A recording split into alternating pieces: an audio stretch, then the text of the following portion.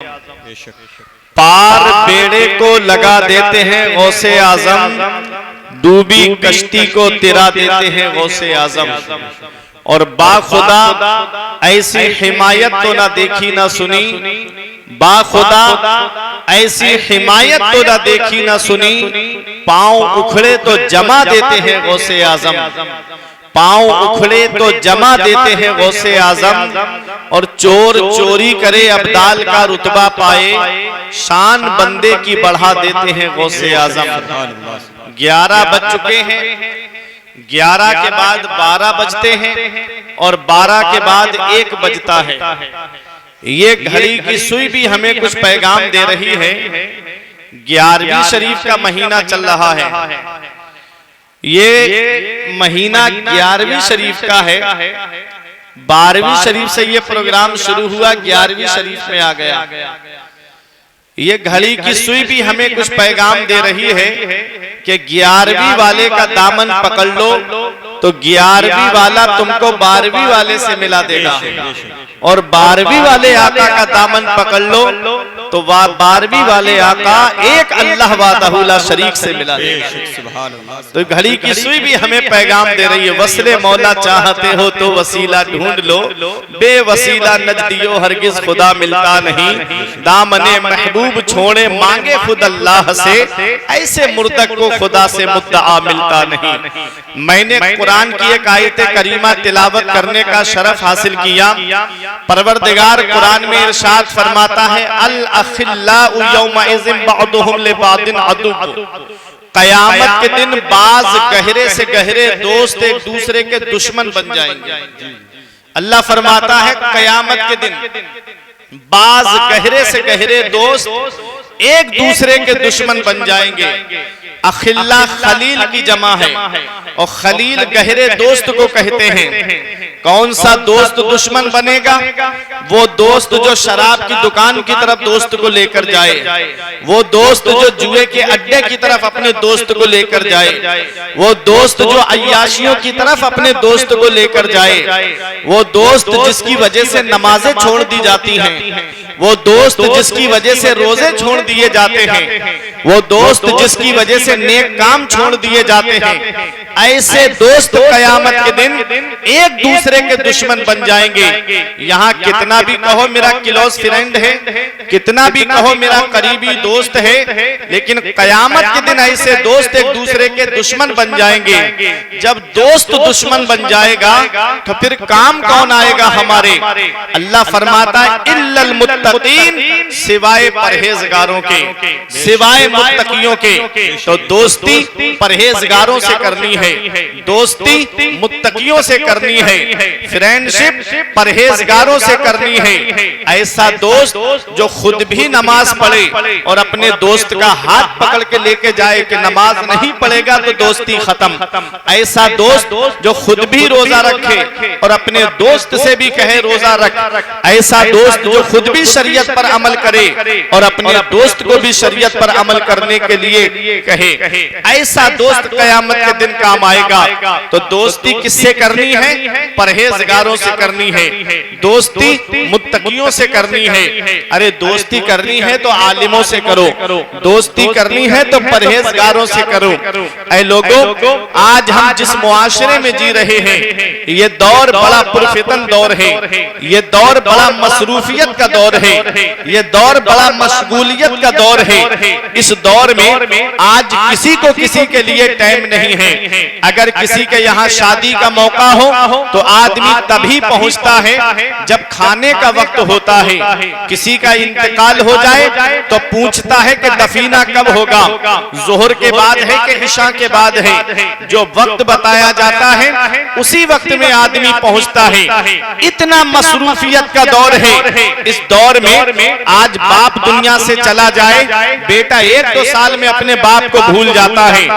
बेटा चला जाए बाप भूल जाता है, औलाद दुनिया से चली जाए माँ बाप भूल जाते हैं, भाई दुनिया से चला जाए भाई भूल जाता है, रिश्तेदार दुनिया से चला जाए रिश्तेदार भूल जाते हैं। लेकिन आज क्या वजह है कि बगदाद के गौसे आजम को हम आज तक नहीं भूले, अजमेर के गरीब नवाज को हम आज तक नहीं भूले, कलियर के साबिरे पाक को हम आज तक नहीं भूले, देवा के वारिसे पाक को हम आज तक नहीं भूले, हुजूर वारिसे पाक को आज तक हम नहीं भूले, इमाम इश्क़ मोहब्बत को आज तक हम नहीं भूले।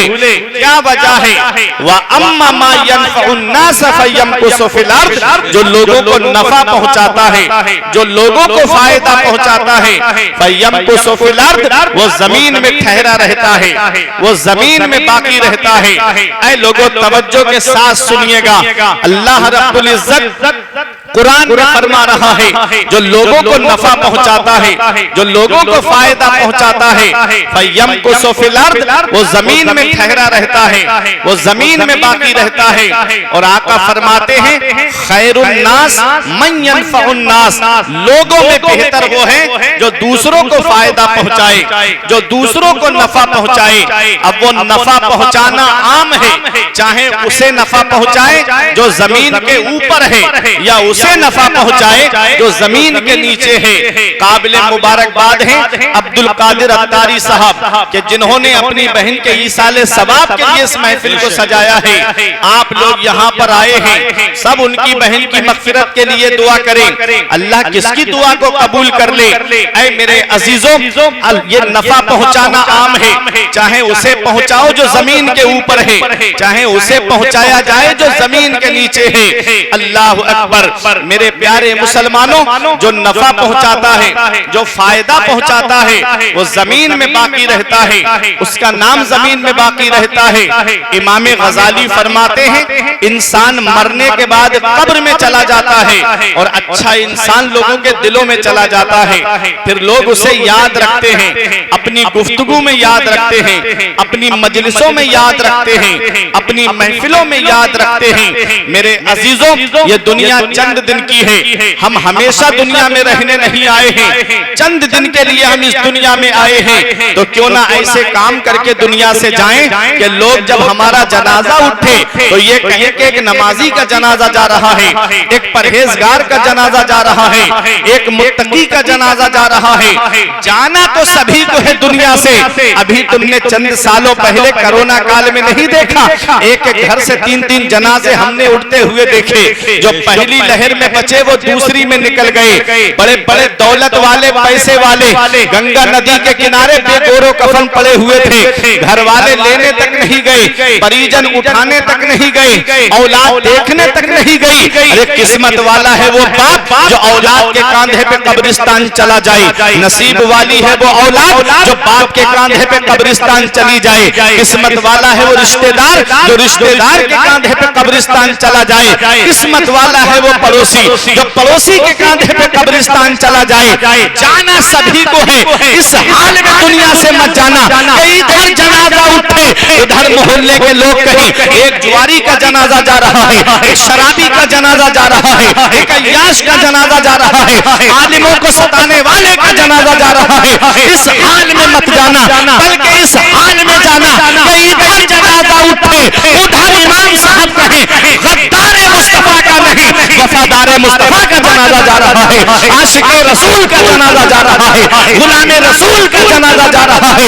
जब इस हाल में दुनिया से जाओगे तो यही कहोगे, ये नाज ये अंदाज हमारे नहीं होते, दामन में अगर टुकड़े तुम्हारे नहीं होते, बेदाम ही बिक जाइए। बाज़ारे नबी में इस शान के सौदे में खसारे नहीं होते, मिलती ना अगर भीख हुजूर आपके दर से इस ठाट से मंगतों के गुजारे नहीं होते। बेशक सुभान अल्लाह, सुभान अल्लाह। नारे तकबीर, नारे तकबीर, नारे रिसालत, नारे रिसालत, मसलक आला हजरत। मेरे अजीजों, जाना सभी को है दुनिया से, मुत्तकी बन के जाओ। मौत का कोई भरोसा नहीं, मौत का कोई पता नहीं, कब आ जाए, किस जगह आ जाए, किस हाल में आ जाए।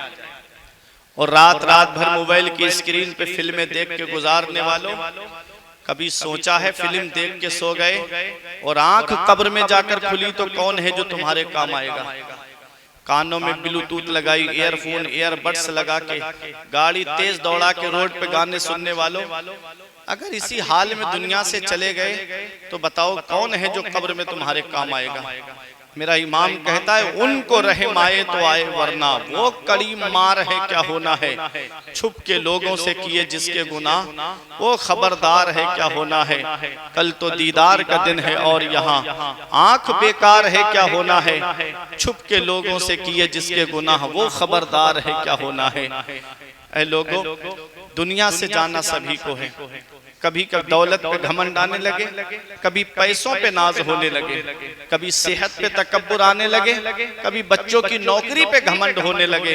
तो एक चक्कर कब्रिस्तान का लगा लिया करो, वहां तुमसे ज्यादा दौलत वाले लेते हैं, वहां तुमसे ज्यादा पैसे वाले लेते हैं, वहां तुमसे ज्यादा सरमाए वाले लेते हैं। वो जिनकी नाक पे कभी मक्खी नहीं बैठती थी, आज उनके जिस्म को मिट्टी ने गला सड़ा करके एक तरफ कर दिया। घमंड किस बात पे, तकब्बुर किस बात पे? मरने के बाद कब्र के अंदर जाना है। वो कब्र जो अंधेरी कोठरी है, वो कब्र जो तारीकी घर है, वो कब्र जिसके अंदर रोशनी का कोई इंतजाम नहीं। अगर छोटा सा सुराख भी खुला हुआ होगा तो उसे मिट्टी के ढेले से बंद कर दिया जाता है। आज मेरे घर की लाइट चली जाए, मैं मोबाइल की टॉर्च जला के रोशनी कर लूंगा, मोमबत्ती दुकान से ला करके जला करके रोशनी कर लूंगा, यहाँ आवाज दूंगा, पड़ोसी मेरी मदद के लिए आ जाएंगे। उस कब्र के बारे में कभी सोचा?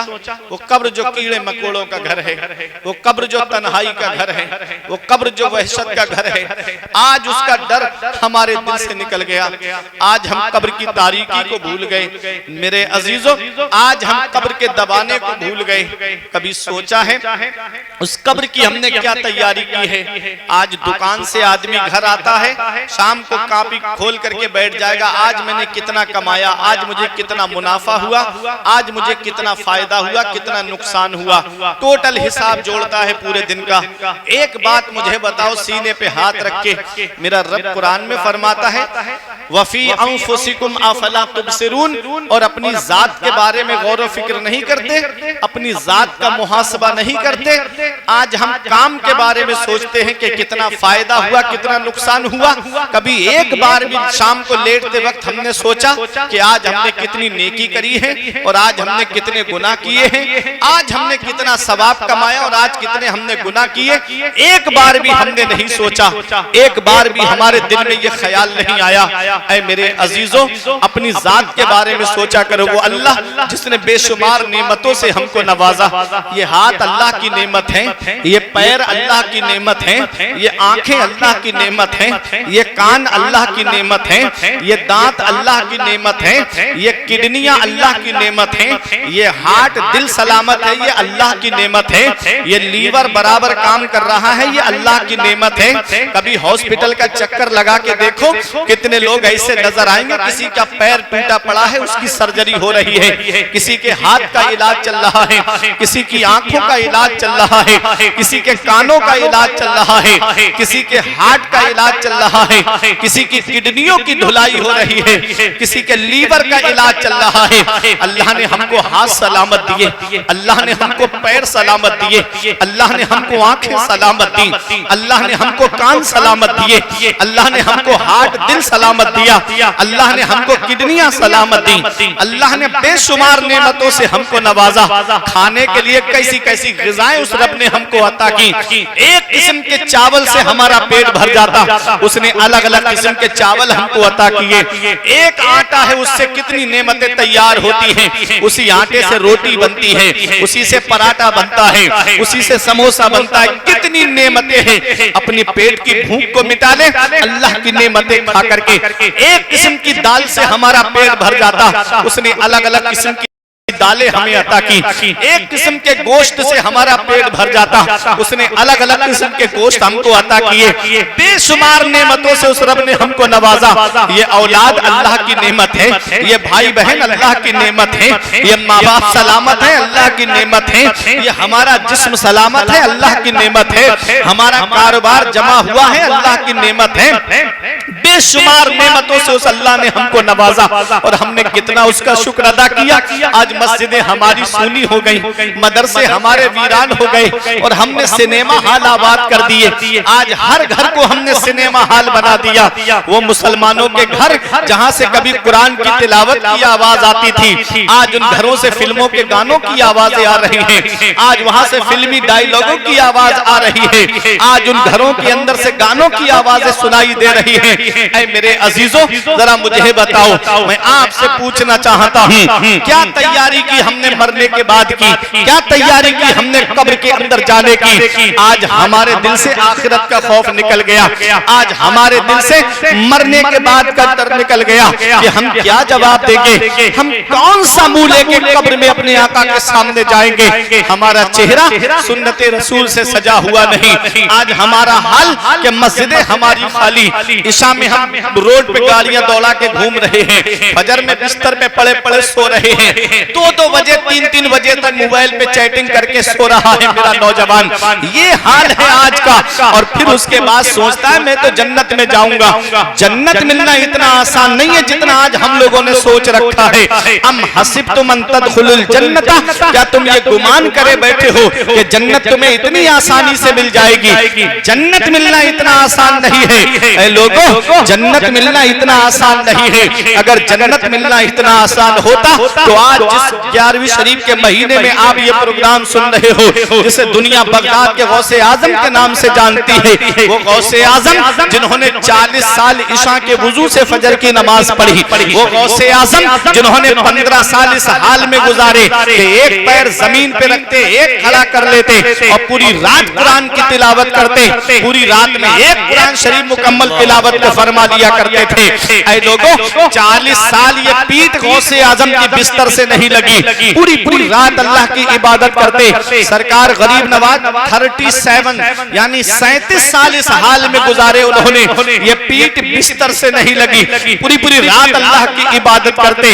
यूं ही उन्हें दुनिया याद नहीं करती, यूं ही दुनिया उनका नाम नहीं लेती। उन्होंने अपने रब को राजी किया, रसूल को राजी किया। ऐ मेरे अजीजों, सरकार गौसे आजम से मोहब्बत का दावा करने वालों, शेख सादी गुलिस्तान के दूसरे बाब की दूसरी हिकायत में लिखते हैं कि सुबह का वक्त था, कोई काबे का गिलाफ पकड़ के रो रहा था और रोने की आवाज ऐसी दर्द भरी कि जो भी उसकी आवाज को सुने रुक जाए और उसकी भी आंखों से आंसू आ जाए। कहते हैं रोने वाला रो के कह रहा था, मौला मेरे नेक अमाल अपनी बारगाह में कबूल फरमा ले, मौला मेरी नेकियां अपनी बारगाह में कबूल फरमा ले, मौला मेरी नेकियां तेरी बारगाह में कबूल नहीं तो कयामत के दिन मुझे नाबीना करके उठाना, कयामत में मुझको अंधा करके उठाना। किसी ने पूछ लिया, ओ इस तरह रो के अपने रब को मनाने वाले, तेरा नाम क्या है?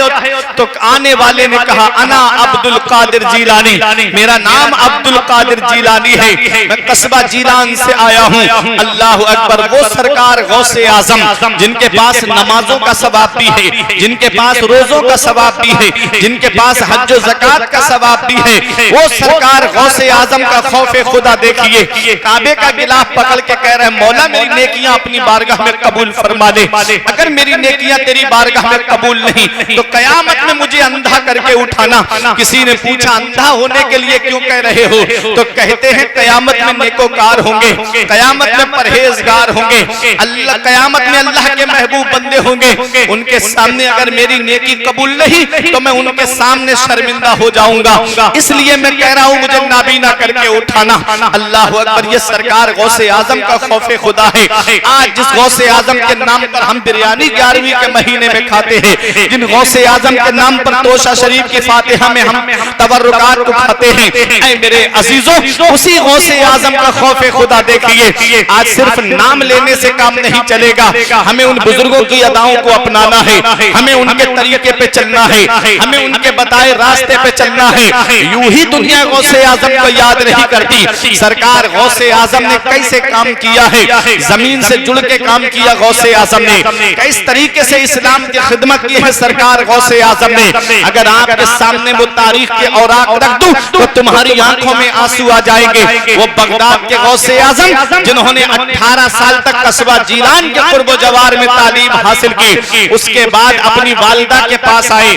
18 साल की उम्र है गौसे आजम की और माँ की उम्र 78 साल की है। गौसे आजम ने आके कहा, अम्मी अब मुझे इजाजत दे दो, मैं मजीद हुसूल इल्म के लिए बगदाद जाना चाहता हूँ, मैं और तालीम हासिल करने के लिए बगदाद जाना चाहता हूँ। माँ ने ये नहीं कहा बेटा तू बुढ़ापे में मुझे छोड़कर जा रहा है, माँ ने ये नहीं कहा मेरे लाल जब मुझे तेरे सहारे की जरूरत है तो तू अब मुझे छोड़कर जा रहा है। माँ ने ये नहीं कहा मेरे बेटा अब बुढ़ापे में मुझे जब तेरी सपोर्ट की जरूरत है तो तू मुझे बुढ़ापे में छोड़ के जा रहा है। माँ बाप जब बूढ़े हो जाते हैं तो औलाद के सहारे की उन्हें जरूरत होती है, औलाद की सपोर्ट की उनको जरूरत होती है। ऐ लोगों, सरकार गौसे आजम की वालिदा ने ये नहीं कहा बेटा मैं मेरे एहसान भूल गया तू, मैंने कितने एहसान किए तेरे ऊपर। माँ कितने एहसान करती है अपनी औलाद पर। मेरे आका इरशाद फरमाते हैं माँ के 3 एहसान ऐसे हैं कि औलाद पूरी जिंदगी माँ की खिदमत करे तब भी उन एहसानों का बदला नहीं चुका सकती। पहला एहसान माँ का ये है कि वो 9 महीने अपने शिकम में रखती है। कितनी परेशानियां उठाती है एक माँ, कितनी दिक्कतों का सामना करती है एक माँ, कितनी परेशानियों को बर्दाश्त करती है एक माँ। आज डॉक्टर कहता है अगर बच्चे का वजन 2 किलो है तो ऐसा बच्चा कमजोर है, बच्चे का वजन अगर 2.5 किलो है तो बच्चा कमजोर है। कम से कम बच्चे का वजन 3 किलो होना चाहिए या 3 से ज्यादा होना चाहिए। मुझे बताओ अगर 1 किलो का पत्थर मैं आपके पेट पे बांध दूं और कहूं कि तुमको खाना खाना है तो ये पत्थर पेट से बंधा रहेगा, शाम को सोना है तो ये पत्थर पेट से बंधा रहेगा। बताओ मुझे इलाहाबाद में रहने वालों, क्या तुम खाना सुकून से खा पाओगे? क्या तुम रात को सुकून से सो पाओगे?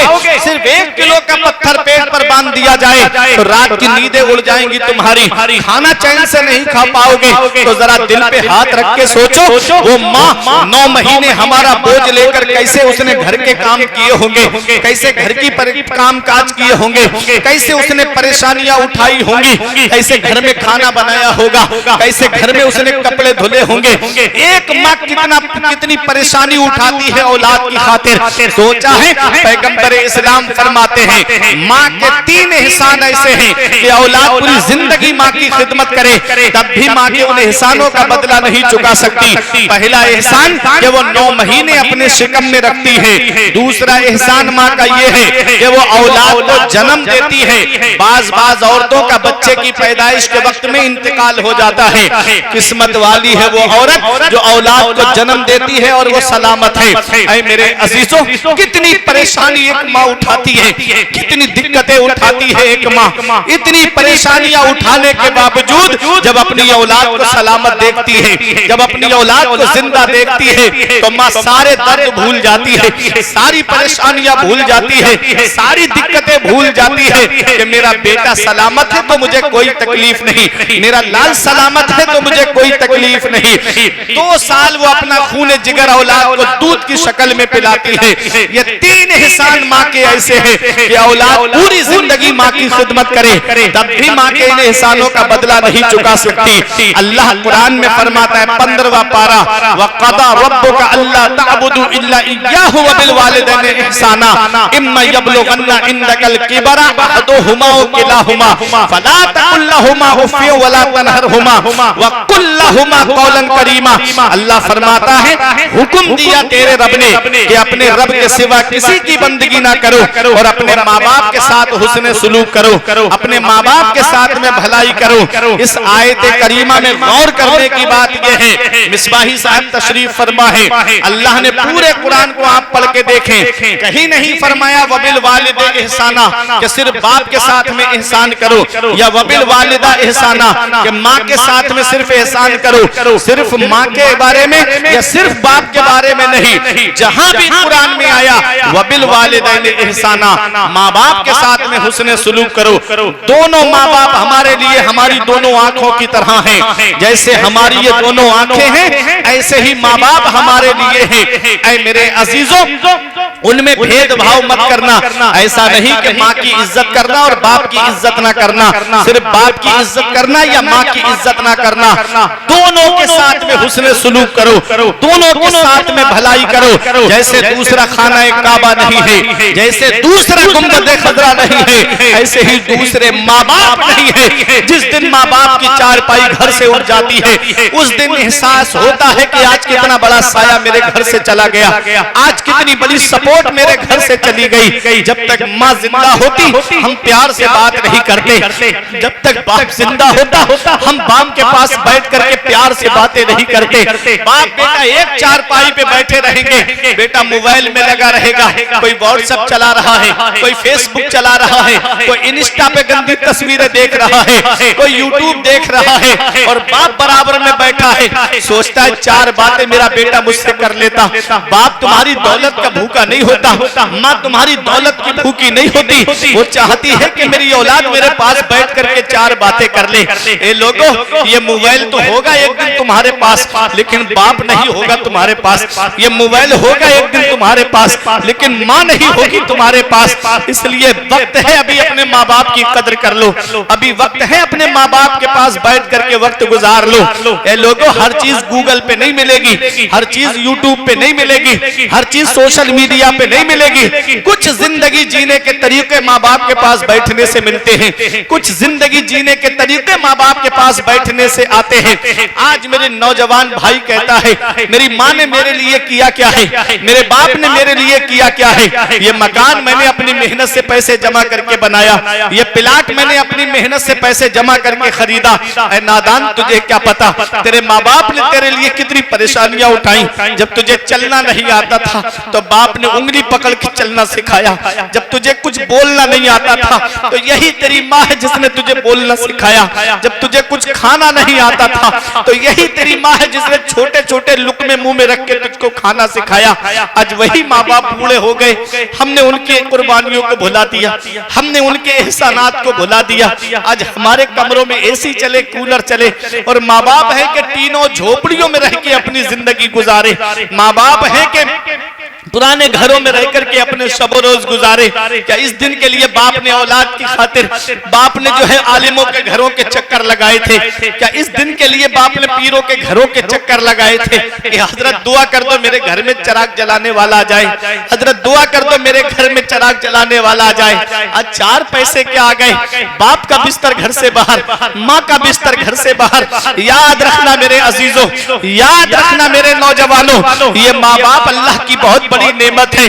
बाप अल्लाह की कितनी बड़ी नेमत है इसका पता तब चलता है जब बाप की चारपाई घर से उड़ जाती है। माँ अल्लाह की कितनी बड़ी नेमत है इसका पता तब चलता है जब माँ की चारपाई घर से उड़ जाती है। फिर हम दुआ के लिए तलाश करते फिरते हैं, कोई मुझे सच्चे दिल से दुआ दे देता। ये बाप है जिसकी नजरें दरवाजे पे लगी रहती है, ये माँ है जिसकी नजरें दरवाजे पे लगी रहती है। अगर बेटा बाहर चला जाए और शाम को रात ज्यादा हो जाए तो बाप फोन करके पूछता बेटा इतनी रात हो गई कहाँ चले गए। माँ कहती है बेटा कहाँ चले गए। बाहर आके दोस्तों से पूछती कि तुमने मेरे बेटे को देखा, बेटे को फोन करके पूछे बेटा कहाँ हो इतनी रात हो गई, तो बेटा गुस्से में कहता है क्या मुझे फोन करके परेशान करती है, मैं दोस्तों के साथ पार्टी करने आया हूँ, मैं दोस्तों के साथ घूमने के लिए आया हूँ। ऐ नौजवानों, आज जिस माँ का फोन तुमने गुस्से में काट दिया, आज जिस माँ का तुमको बोलना अच्छा नहीं लग रहा है,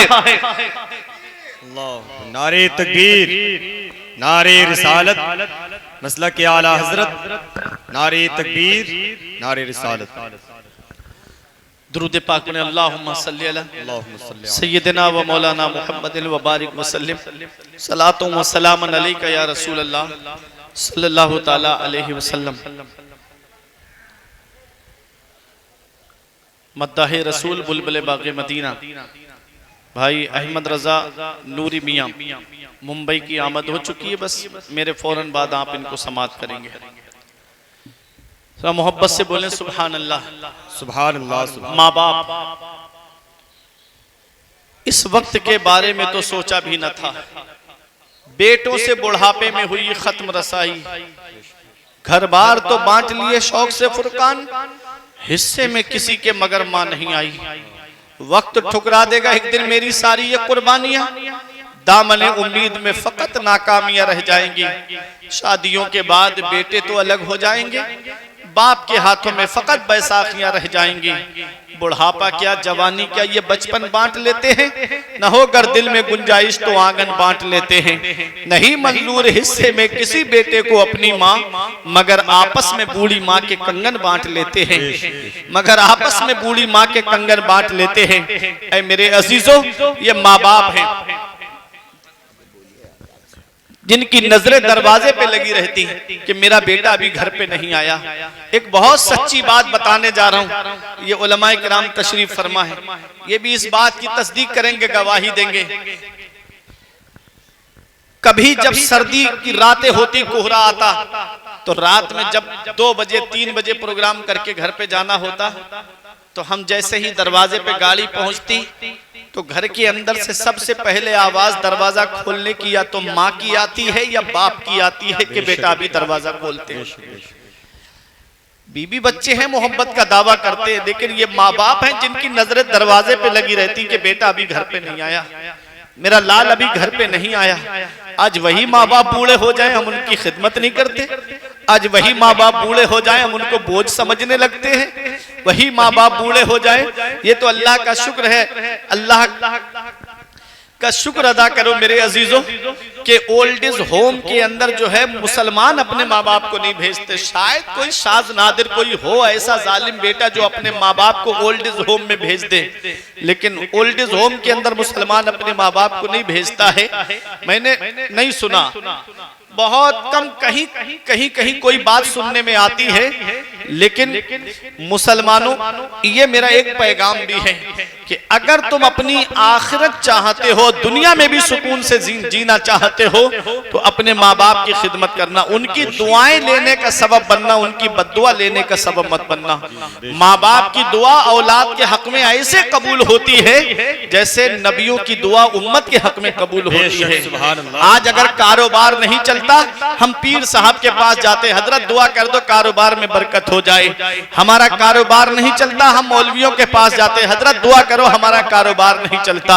मैं बरेली शरीफ से आया, हजरत दुआ कर दो हमारे कारोबार के लिए। इतनी जल्दी किसी मौलाना की दुआ कबूल नहीं होगी, इतनी जल्दी किसी पीर की दुआ कबूल नहीं होगी, जितनी जल्दी औलाद के हक में उसके माँ बाप की दुआ कबूल होती है। अगर कारोबार में बरकत नहीं तो माँ बाप से दुआएं कराओ, अगर बिजनेस में लॉस हो गया है तो माँ बाप से दुआएं कराओ। मेरे सर से मेरी सारी मुसीबत टाल देती है, मेरी माँ मेरे दामन में दुआएं डाल देती है। परेशान हो अंधेरों से तो जाओ माँ के कदमों में, वो जब चाहे मुकद्दर में उजाले डाल देती है। तो दुआएं माँ बाप के लिया करो। अल्लाह ने कुरान में फरमाया, इम्मा यबलुगन्ना इंदकल किबरा अहदुहुमा औ किलाहुमा फला तकुल लहुमा उफ़्फ़िन वला तनहरहुमा वक़ुल लहुमा क़ौलन करीमा। हुक्म दिया तेरे रब ने कि अपने रब के सिवा किसी की बंदगी ना कर और माँ बाप के साथ में हुस्न सलूक करो। आगे अल्लाह फरमाता है, जब वो दोनों बुढ़ापे को पहुंच जाए या उनमें का कोई एक बुढ़ापे को पहुंच जाए, फला तकुल लहुमा उफ़, तो उन्हें उफ़ भी नहीं कहना है, वला तनहरहुमा, और ना उन्हें झिड़कना है, वक़ुल लहुमा क़ौलन करीमा। जब भी बोलना तो मोहब्बत से बोलना, जब भी बोलना तो प्यार से बोलना। उलमा फरमाते हैं औलाद को माँ बाप से ऐसे बात करनी चाहिए जैसे गुलाम अपने आका से बात करता है, जैसे नौकर अपने मालिक से बात करता है, ऐसे अपने माँ बाप से बात करो। अल्लाह अकबर। उन्हें गालियां देना तो बहुत दूर की बात, उनको झिड़कना तो बहुत दूर की बात, उनके ऊपर हाथ उठाना तो बहुत दूर की बात। कुरान कहता है उफ भी नहीं कहना है। उफ के बहुत माना बयान किए मुफस्सिरीन किराम ने। एक माना मैं आपको बताता हूँ, जैसे किसी के 3 बेटे हैं और बाप ने छोटे बेटे से किसी काम के लिए कह दिया कि बेटा मेरा ये काम कर देना, तो उस वक्त जो उफ की आवाज आती है मुझसे ही कहते रहते हैं, अपने और बेटों से किसी काम को नहीं कहते। अरे किस्मत किस्मत वाला है वो बेटा जिसके हिस्से में माँ बाप आते हैं, नसीब वाला है वो बेटा जिसके हिस्से में माँ बाप आते हैं। किस्मत वाला है तू कि तेरे बाप ने खिदमत के लिए तुझे पसंद किया, तेरी माँ ने खिदमत के लिए तुझे चुना है। इसलिए मेरे अजीजों, अपने माँ बाप को उफ भी नहीं कहना है। आगे अल्लाह कुरान में फरमाता है, वख्फिद लहुमा जनाह गुल्ले मिनर रहमा वकुर रब्बिरहमहुमा कमा रब्बयानी सगीरा। 15वां पारा सूरह बनी इसराइल है। अल्लाह फरमाता है अपने माँ बाप के लिए मेहरबानी का बाजू बिछाओ और ऐसे दुआ करो, अल्लाह मेरे माँ बाप पे ऐसा रहम फरमा जैसा उन्होंने बचपन में मेरे ऊपर रहम किया था, ऐसा मेरे माँ बाप पे रहम फरमा। बाप कैसे रहम करता है अपनी औलाद पर। अगर कोई चीज बच्चा तोड़ देना बचपन में, बाप कहता है मैं दूसरी ले आऊंगा। अगर कोई नुकसान कर दे बेटा बचपन में, बाप कहता है मैं दूसरा ले आऊंगा। कभी कभी माँ नाराज हो जाती कि इसने ये नुकसान कर दिया, बाप कहता है मेरा बेटा है, मेरा लखते जिगर है, मैं दूसरा ले आऊंगा ये सामान। कैसे रहम करता है बाप। अल्लाह अकबर। आज वही बाप बूढ़ा हो जाए, हमें उसकी खांसी अच्छी नहीं लगती। आज वही माँ बूढ़ी हो जाए, हमें उसका बोलना अच्छा नहीं लगता। ऐ मेरे अजीजों, अल्लाह ने कुरान में फरमाया माँ बाप के लिए मेहरबानी का बाजू बिछाओ। और एक माना इसका ये बयान करते हैं मुफस्सिरीन किराम कि अपने माँ बाप के लिए बाजुओं को समेट लो, अपने माँ बाप के लिए अपने बाजुओं को सकोड़ लो। जैसे परिंदा जब उड़ता है फिजा में, जब परिंदा ऊपर उड़ता है तो उसके बाजू खुले होते हैं, उसके पंख खुले होते हैं। और जब वो अपने घोंसले की तरफ आता है, जब अपने घर की तरफ आता है तो बाजू समेट के आता है, पंख समेट के आता है। मतलब क्या है इस आयत करीमा का? मतलब ये है कि तुम डॉक्टर होगे तो घर के बाहर होगे, तुम इंजीनियर होगे तो घर के बाहर होगे, तुम प्रोफेसर होगे तो घर के बाहर होगे, तुम मास्टर होगे तो घर के बाहर होगे, तुम आईएएस होगे तो घर के बाहर होगे, तुम आईपीएस होगे तो घर के बाहर होगे।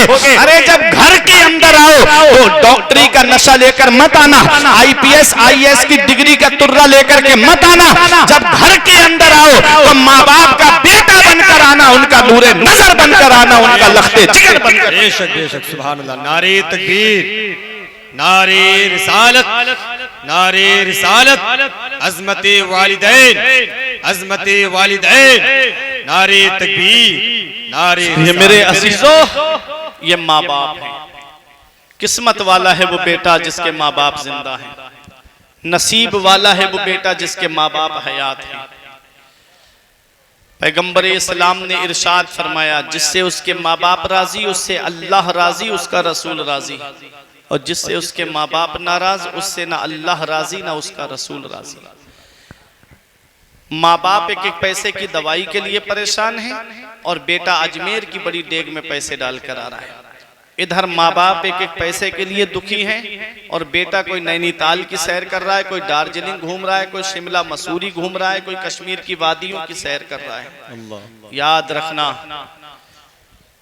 अपने रूठे हुए माँ बाप को मना लो। माँ बाप हाथ उठा के दुआ कर देंगे तो तुझे अजमेर जाने की जरूरत नहीं पड़ेगी, गरीब नवाज खुद तेरे घर पे आ जाएंगे। बेशक। अपने माँ बाप को राजी तो करो। माँ बाप अल्लाह की बहुत बड़ी नेमत है।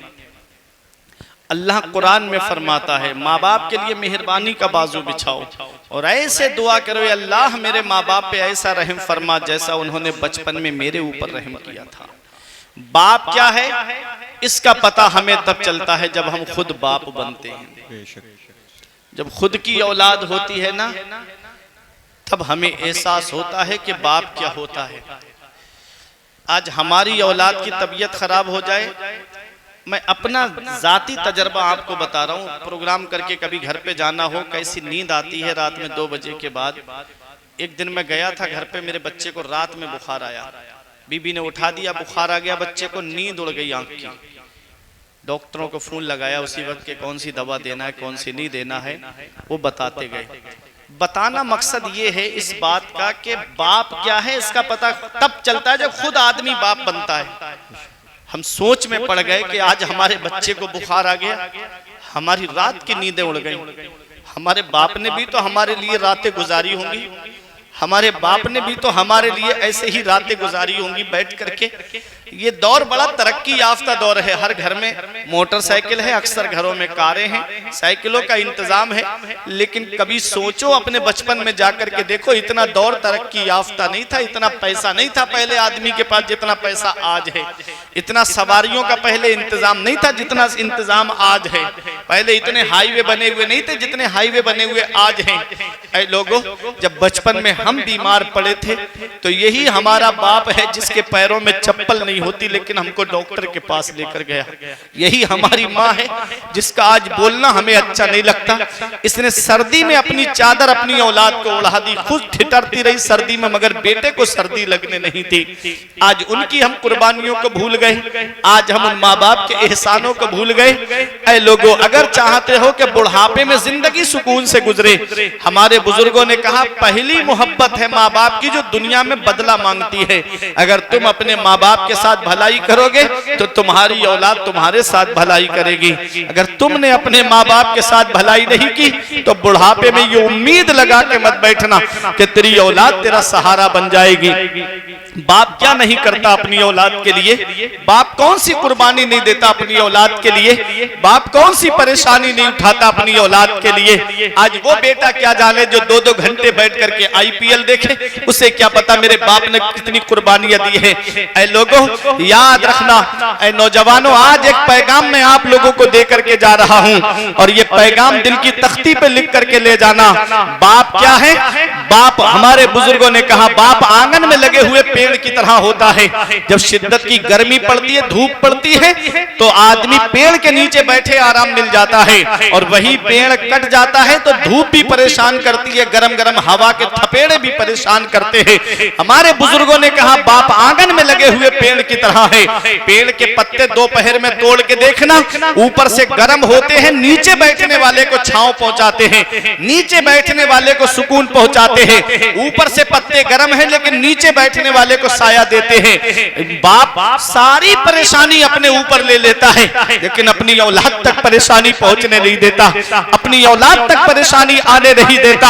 ये आज कभी लगे मेरे बाप ने मेरे लिए क्या किया है, तो चले जाया करो सिविल लाइंस की तरफ, चले जाया करो एयरपोर्ट की तरफ, चले जाया करो लखनऊ में रेलवे स्टेशन की तरफ, चले जाओ यहाँ जंक्शन की तरफ, तो तुम्हें कुछ लोग ऐसे रात में मिलेंगे 2 बजे 3 बजे, कोई ऑटो रिक्शा चला रहा है, कोई टेम्पू लेकर के खड़ा है, कोई इको लेकर के खड़ा है, कोई 4 व्हीलर लेकर के लखनऊ जाने के लिए खड़ा है, कोई बस लेकर के खड़ा है, कोई ट्रक हाईवे पे चला रहा है। ये जान हथेली पे लेकर के रात के 2 बजे 3 बजे ये रोड पर गाड़ी चलाने वाला एक बाप ही तो है, ये ऑटो रिक्शा चलाने वाला एक बाप ही तो है, ये बस चलाने वाला एक बाप ही तो है, ये ट्रक चलाने वाला एक बाप ही तो है, ये कार चलाने वाला एक बाप ही तो है।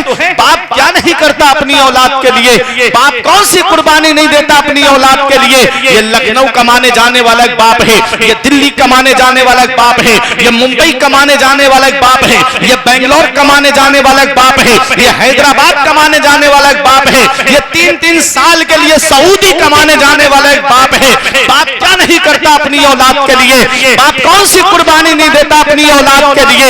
ऐ लोगों, अगर जिंदगी सुकून से गुजारना चाहते हो तो अपने बाप की खिदमत करो, अपनी माँ की खिदमत करो। ये माँ बाप अल्लाह की वो अजीम नेमत है जिनके घरों में माँ बाप का साया है, उनके ऊपर परेशानियां उनके घरों तक नहीं झांकती है, क्योंकि माँ बाप की दुआओं से अल्लाह परेशानियां दूर कर देता है, माँ बाप की दुआओं से अल्लाह मुसीबतें दूर कर देता है, माँ बाप की दुआओं से अल्लाह कारोबार में बरकतें अता फरमाता है। शायर ने पुकार करके कहा था, माँ बाप के ताल्लुक से शायर कहता है कि इस वक्त के बारे में तो सोचा भी न था, पेटों से बुढ़ापे में हुई खत्म रसाई, घर बार तो बांट लिए, शौक से फुरकान हिस्से में किसी के मगर माँ नहीं आई, मेरे सर से मेरी सारी मुसीबत डाल देती है, मेरी माँ मेरे दामन में दुआएं डाल देती है। परेशान हूँ अंधेरों से तो जाओ माँ के कदमों में, वो जब चाहे मुकद्दर में उजाले डाले।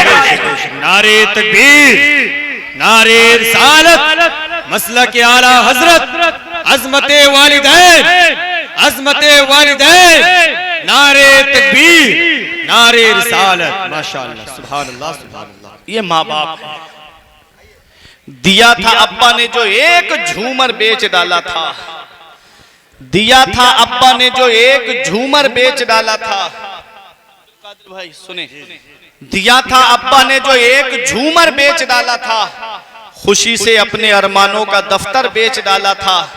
और बुलंदी मिल गई तो भूल बैठे हैं वही बेटे, कभी जिनके लिए अम्मी ने जेवर बेच डाला था। बुलंदी मिल गई तो भूल बैठे हैं वही बेटे, कभी जिनके लिए अम्मी ने जेवर बेच डाला था। आका के वसीले से कभी तो नमाज से, औलाद माँ ने मांगी थी बंदा नवाज से। अब्बा की आंख का जो चश्मा न ला सके, मैयत पे आ रहे हैं हवाई जहाज से। ये हाल है आज की औलाद का, आंखें खराब हो गई औलाद पालकर, औलाद बात करती है आंखें निकाल कर। जीते जी माँ बाप औलाद को देखने को तरस गए, मरने के बाद आए हैं बेटे जहाज से। ये हाल है आज की औलाद का मेरे अजीजों। माँ बाप अल्लाह की बहुत बड़ी नेमत, ये माँ बाप के एहसान, औलाद पूरी जिंदगी माँ की खिदमत करे, बाप की खिदमत करे, तब भी उनके एहसानों का बदला नहीं चुका सकती। सरकार गौसे आजम की वालदा ने ये नहीं कहा मेरे लाल तू मेरे एहसानों को भूल गया, माँ ने ये नहीं कहा मेरे लाल तूने मेरे एहसानों को फरामोश कर दिया। मैंने कितनी परेशानी उठाई बेटा तेरी परवरिश में, मैंने तुझे 9 महीने अपने शिकम में रखा, मेरे लाल मैंने तुझे जन्म दिया। माँ ने ये नहीं कहा बेटा अब बुढ़ापे में तू मुझे छोड़कर जा रहा है। माँ की उम्र 78 साल की है, गौसे आजम की उम्र 18 साल की है। माँ ने कहा बेटा अगर किसी और काम की इजाजत मांगता तो नहीं जाने देती, तूने इजाजत मांगी है तो नाना की शरीयत को हासिल करने की मांगी है, तूने इजाजत मांगी है तो नाना के दीन को हासिल करने की मांगी है। तू मजीद हुसूल इल्म के लिए बगदाद जाना चाहता है, मैं तुझे रोकूंगी नहीं, जा मेरे लाल। अब देखो गौसे आजम बगदाद तालीम हासिल करने जा रहे हैं। आप मुझे बताओ जब गौसे आजम पैदाइशी वली हैं, जब गौसे आजम मादरजाद वली हैं, जब गौसे आजम पैदाइशी वली हैं, वली ही नहीं वली गर है गौसे आजम, तब तक कोई वली बनता ही नहीं है जब तक गौसे आजम के दस्तखत नहीं हो जाते। ये विलायत का बजट गौसे आजम की बारगाह से पास होता है तब कोई वली बनता है। गौसे आजम इल्म हासिल करने बगदाद जा रहे हैं, उस्ताद के सामने जानुए तलम्मुस तय करने के लिए बगदाद जा रहे हैं। आप मुझे बताओ जब पैदाइशी वली हैं तो फिर पढ़ने की क्या जरूरत थी, तालीम हासिल करने की क्या जरूरत थी। तो ये तमाचा है उन जाहिल पीरों के मुंह पे जो कहते हैं मौलवियों का रास्ता और है और पीरों का रास्ता और है। अरे पीरों के पीर को देखो, पीराने पीर को देखो, सरकार गौसे आजम को देखो, जो पीरों के पीर हैं वो पढ़ने के लिए जा रहे हैं। पता चला सरदारी इल्म से मिलती है, बुलंद रुतबा इल्म से मिलता है, बुलंद मकाम इल्म से मिलता है, बुलंद अजमत इल्म से मिलती है, मकाम सुरैया इल्म से मिलता है।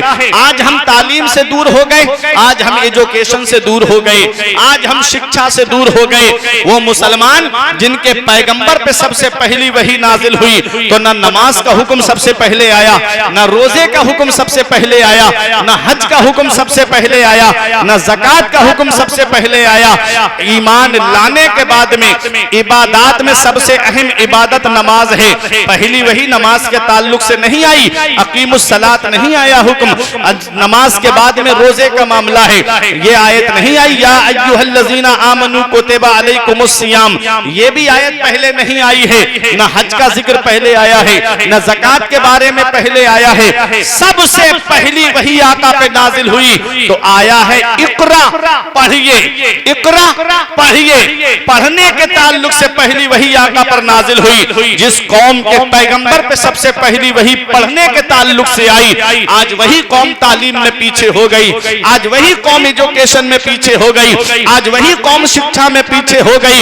ऐ मेरे अजीजों, पहला पढ़ने का हुक्म क्यों आया? तो सुनो, जब तालीम तुम्हारे पास होगी तो नमाज के करीब होगे, जब तालीम तुम्हारे पास होगी तो रोजे के करीब होगे, जब तालीम तुम्हारे पास में होगी तो हज के करीब होगे, जब तालीम तुम्हारे पास में होगी तो ज़कात अपने माल की अदा करोगे। आज सेक्टर ब्यूरो की रिपोर्ट के मुताबिक 85% मुसलमान तालीम याफ्ता नहीं है। ऐ लोगों, आओ मुझे बताओ, मैं आपसे पूछना चाहता हूँ कि आज हम रोना रो रहे रहे हैं कि मुसलमान परेशान बहुत हैं, लेकिन कभी अपने घरों का जायजा लिया? हमारे घरों में शाम को मुसलमानों की बस्तियों से गुजरो तो 4-5 लड़के नालियों के किनारे बैठ करके मच्छर से कटवाते रहेंगे, और मोबाइल में कोई गेम खेल रहा है, कोई फेसबुक चला रहा है। और आप देखो, तालीम से हम दूर होते जा रहे हैं, एजुकेशन से हम दूर होते जा रहे हैं। पैगंबर इस्लाम ने जब मक्के में ऐलान नबूवत फरमाया 40 साल की उम्र शरीफ में, तो उस वक्त कितने लोग लिखना पढ़ना जानते थे? ये उलमा तशरीफ फरमाए, आप इनसे पूछेंगे, 16 या 17 लोग लिखना पढ़ना जानते थे। पैगंबर इस्लाम ने मक्के के अंदर मेरे आका ने 13 साल तक तबलीग के फराइज अंजाम दिए। 53 साल की उम्र शरीफ में मेरे आका ने मक्का छोड़ा, मदीने आ गए। 10 साल बज़ाहिर मेरे आका मदीने शरीफ में रहे। 63 साल की उम्र शरीफ मेरे आका की बज़ाहिर हुई है।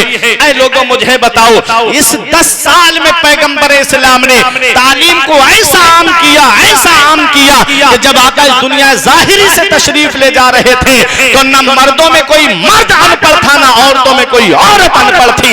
1.25 लाख सहाबाए किराम के हाथ में कलम था और उनके पास में तालीम की ताकत। बेशक, सुभान अल्लाह, सुभान अल्लाह। कैसे तालीम को बढ़ाया मेरे आका ने। और मौला अली शेर खुदा के अहद खिलाफत तक न मर्दों में कोई मर्द अनपढ़, न औरतों में कोई औरत अनपढ़। बेशक, बेशक। जिसे देखो वो अपने वक्त का फकीह और फकीहा। मेरे अजीजों, कैसे तालीम को आगे बढ़ाया पैगंबर इस्लाम ने। आज हम तालीम से दूर हो गए, आज हम एजुकेशन से दूर हो गए। हजरत अब्दुल्ला इब्न मसऊद की रिवायत है, मन अरदल इल्मा फअलैहि बिल कुरान। जो तालीम हासिल करने का इरादा करे उसको चाहिए कि वो पहले कुरान की तालीम हासिल करे, पहले कुरान की तालीम हासिल करे। हर चीज का बयान कुरान के अंदर है। वला रत्बिन वला याबिसिन इल्ला फी किताबिन मुबीन।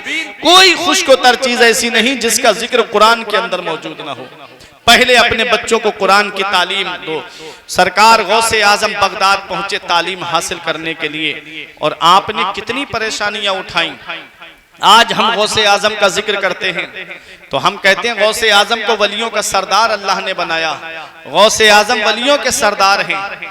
तो बाज लोग खड़े होकर कहते हैं, अरे गौसे आजम वलियों के सरदार कैसे हो सकते हैं? फला वली गौसे आजम से बड़ा है, फला वली गौसे आजम से बड़ा है।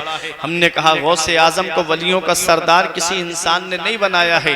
गौसे आजम को ये जो मर्तबा मिला है मदीने वाले मुस्तफ़ा की बारगाह से मिला है। मेरे आका फरमाते, जैसे मेरा मर्तबा नबियों में है ऐसे ही उसका मर्तबा वलियों में होगा। गौसे आजम दरमियाने औलिया चू मोहम्मद दरमियाने अंबिया। गौसे आजम का मकाम और मर्तबा वलियों में ऐसा है जैसे नबी मदीने वाले मुस्तफ़ा का मकाम तमाम नबियों में बुलंद वाला है। ऐ मेरे अजीजों, ये गौसे आजम को ये मकाम मिला कैसे? हम मदरसा पढ़ने जाएं तो कोई आलिम बनता है, कोई हाफिज बनता है, कोई कारी बनता है, कोई मुफ्ती बनता है। गौसे आजम मदरसा पढ़ने गए, फरमाते हैं, दरस्तुल इल्म हत्ता सिरतु कुतुबा। मैंने इल्म हासिल किया, अल्लाह ने मुझे कुतुब बना दिया। मैंने तालीम हासिल की, अल्लाह ने मुझे कुतुब बना दिया। पता चला सरदारी इल्म से मिलती है, बुलंद रुतबा इल्म से मिलता है, बुलंद मकाम इल्म से मिलता है, बुलंद अजमत इल्म से मिलती है। ऐ मेरे अजीजों, सरकार गौसे आजम ने कितनी परेशानियां उठाई हैं दौरान तालिब इल्मी। वो तारीख का बाब अगर आपके निगाहों के सामने रख दिया जाए, आज अगर किसी का बेटा फौज में भर्ती हो जाए तो लोग कहते हैं उसका बेटा फौज में भर्ती हो गया, तो कहने वाले कहते हैं उसके बेटे ने मेहनत भी तो बहुत की है, वो दौड़ा है रात में तब कहीं फौज में उसका नंबर आया है। लोग सुबह को सोते थे, वो रोड पे दौड़ लगाता था, तब उसका नंबर फौज में आया है। आज एजेपी अब्दुल कलाम साहब को लोग याद करते हैं, उन्होंने हिंदुस्तान को मिसाइल जैसी चीज दी है, तो लोग कहते हैं बहुत बड़े साइंटिस्ट थे। ये आज भी उनका जिक्र होता है कि नहीं होता है? तो दूसरे लोग कहते हैं उन्होंने मेहनत भी तो बहुत की है, वो रातों में जागे हैं उसकी खातिर, उन्होंने दिन का आराम खत्म किया है उसकी खातिर, उन्होंने मेहनत की तो उनको इसका सिला मिलना भी तो चाहिए था, उन्होंने मेहनत की इसका फल उनको मिलना भी तो चाहिए था। ऐ मेरे अजीजों, ये दुनिया वाले मेहनत करें तो हम कहते हैं इसका फल उनको मिलना चाहिए था। बगदाद के गौसे आजम को देखो कितनी मेहनतें की है उन्होंने। 40 साल इशा के वजू से फजर की नमाज पढ़ी, 15 साल एक पैर पे खड़े होकर के कुरान की तिलावत की। गौसे आजम ने कितनी मेहनतें की हैं, उन मेहनतों को भी तो निगाहों के सामने लाओ। दौरान तालिबे इल्मी कितनी परेशानियां उठाई, एक एक महीने तक गौसे आजम कहते हैं मुझे खाना नहीं मिलता था, इतनी परेशानियां उठाई। मेरे गौस फरमाते मैं दरख्तों के पत्ते खा के गुजारा करता, मैं दरख्तों की छाले खा करके गुजारा करता। कहते हैं मेरे गौस एक दिन मुझे भूख ने बेचैन कर दिया, तो मैं निकला कोई मुबाह चीज मिल जाए उठा के खा लूं। कहते हैं मैं करख के खंडरात की तरफ चला गया, मैंने देखा वहां 40 फकीर और भूख भूख चिल्ला रहे थे। मेरे गौस कहते हैं मैं वापस आ गया, मस्जिद में अल्लाह की इबादत करने लगा। नमाज से फारिग हुआ, मेरे पड़ोस में एक आदमी खाने के लिए बैठा। मैंने दिल में ख्याल आया कि मुझे खाने में शरीक कर लेता। उसने कहा आओ बेटा तुम भी खाना खा लो। मेरे गौस खाने के लिए बैठे। उसने कहा कहां पढ़ते हो बेटा? कहा मैंने कहा मदरसा निजामिया में पढ़ता हूं। कहा मदरसा निजामिया में कस्बा जीलान के मोहल्ला नीफ के सादात घराने का एक लड़का पढ़ता है जिसका नाम अब्दुल कादिर है। कहा उससे तुम्हें क्या काम है? कहा कि मैं उनके मोहल्ले का रहने वाला हूं। जब मैं चल रहा था तो उनकी मां ने थोड़ा सोना दे के मुझसे कहा मेरा बेटा बगदाद में इल्म हासिल कर रहा है, ये सोना मेरे बेटे को दे देना, उसके खर्चे में काम आएगा। कहते हैं मैं कई दिन से उसे ढूंढ रहा हूं, वो बच्चा मुझे नहीं मिला। क्या उसे तुम जानते हो बेटा? आज मैंने उनका थोड़ा सोना बेच के ये खाना खरीदा है, मैं मुझे वो मिल जाए मैं माफी मांग लूं। गौसे आजम ने कहा जिस अब्दुल कादिर को तुम ढूंढ रहे हो वो अब्दुल कादिर मैं ही तो हूं। उसने हाथ जोड़ के कहा बेटा मुझे माफ कर देना, मैंने तुम्हारा थोड़ा सोना बेच दिया। मेरे गौस ने फरमाया कोई बात नहीं, ये गौसे आजम का दिल है, किसी और के खाने की तरफ माइल नहीं होता है। अगर माइल होता है तो अपने ही खाने की तरफ माइल होता है। परेशानियां उठाई गौसे आजम ने, कई कई दिन के फाके किए गौसे आजम ने। अल्लाह ने वो मकाम भी दिया गौसे आजम को। एक दिन कसम खाते हैं तब तक नहीं खाऊंगा जब तक अल्लाह अपने दस्ते कुदरत से मुझे नहीं खिलाएगा। कुछ दिन के बाद में उनके पीर और मुर्शिद और उनके उस्ताद हजरत अबू सईद मखजूमी एक तबाक में खाना लेकर आए। हे अब्दुल कादिर ये खाना खा लो। खाने को हाथ नहीं लगाया आपने, गैब से एक आवाज आती है या अब्दुल कादिर जीलानी बेहक़्क़ि अलैका कुल व बेहक़्क़ि अलैका इश्रब। ऐ इश्रब, ऐ अब्दुल कादिर जीलानी तुझे मेरे इज्जत और जलाल की कसम तू खा ले, तुझे मेरे इज्जत और जलाल की कसम तू पी ले। ईमान इश्क व मोहब्बत आला हजरत पुकार उठे, कसमें दे दे के खिलाता है पिलाता है तुझे, कसमें दे दे के खिलाता है पिलाता है तुझे। प्यारा अल्लाह तेरा चाहने वाला है। बेशक बेशक। नारे तकबीर, नारे रिसालत, नारे रिसालत, मसला के आला हजरत, मसला के आला हजरत, नारे तकबीर, नारे रिसालत। सुभान अल्लाह। गौसे आजम है। सरकार गौसे आजम ने जब इल्म हासिल कर लिया, जब आप फारिग हो गए, अब सुनो मैं अपने असल जो मकसद मेरा जो बयान करने का है वो सुनिएगा तवज्जो के साथ। जब फारिग हुए तो गौसे आजम ने दरसगाह को संभाला। बोलो सुभान अल्लाह। सुभान अल्लाह। करामतें बहुत सुनी हमने गौसे आजम की, जमीन से जुड़ के कैसे काम किया गौसे आजम ने। सरकार हुजूर हाफिज मिल्लत फरमाते हैं, जिन्होंने जामिया अशरफिया मदरसा कायम किया, जिस मदरसे से हजरत फारिग हैं। सरकार हाफिज मिल्लत फरमाते हैं इस्लाम की खिदमत के 3 नुमाया तरीके हैं, तदरीस, तसनीफ, तकरीर। 3 तरीके हैं इस्लाम की खिदमत करने के नुमाया। तदरीस, मदरसे में बैठ करके पढ़ाने से इस्लाम की खिदमत होती है। मदरसे में बैठ करके पढ़ाया गौसे आजम ने, और कितने साल पढ़ाया? 40 साल गौसे आजम ने मदरसे में बैठ करके पढ़ाया।